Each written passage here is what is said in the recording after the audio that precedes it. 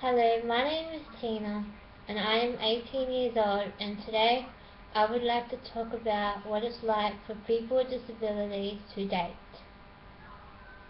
Um, yes, I am disabled. My disability is spinal muscular atrophy type 2. It is a muscle wastage condition, and it's not common, but it's quite severe. But we're not going to talk about that right now. We're going to talk about what it's like for people with disabilities today. Um, there are plenty of people out there with disabilities that find it hard to find a relationship because they're just not sure what it would be like. But for me, I'm guessing that people with disabilities should have the privilege of being in a relationship just like everybody else. And um, I've never been in a relationship because I've I would rather wait until I'm older. But I think that it's very important that people with disabilities aren't don't get the don't worry about what they look, because it doesn't matter what you look like as long as you're, you know, it's the inside that counts. And I have watched a lot of documentaries on people with disabilities that go out and find someone to have dinner with or something. And I think it's quite inspirational the way they go about that, because it makes me think that if they can do it, then I'm sure I can do it too.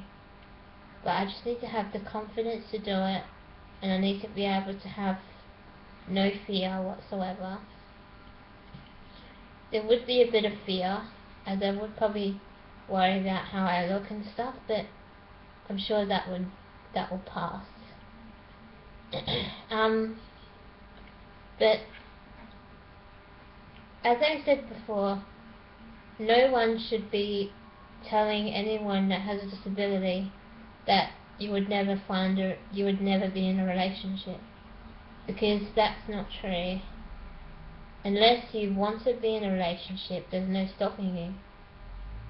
But if you don't want to, then you don't have to. But if you want to, then don't be afraid to go out and find some friends or something.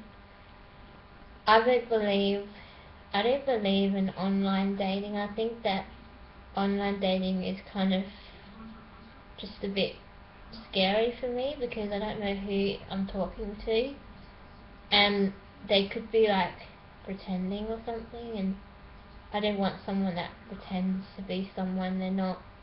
So I'd rather meet them rather than talking on dating sites. Um, but if I had if I had the option, I'd probably go and meet someone first, but not but take things at a time, see how it goes. And for me, it would be a little bit hard because I have lots of physical things that I have to have done. I guess for me it'll be hard, but if the person I meet is okay with that and doesn't worry about it, then I'm guessing that person would be the right person, because they have they can't just like me because, you know, they don't know what they expect. But yeah, so um that's just what I wanted to talk about. I I think that it's very important to not worry about what you look like, because everyone that has a disability is no different than anybody else, because, you know, we all have feelings, we all have desires, we all have dreams, we all want to be like everyone else. I mean, I want to be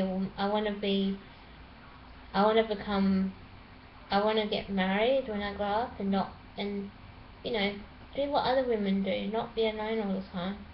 That's not what I want to do. And I'm sure other women that have disabilities wouldn't want to do that either. So, yeah. So, thought I'd talk about that today, since it's on my mind, and it's quite inspirational. And yeah, if you have any questions, please comment down the bottom.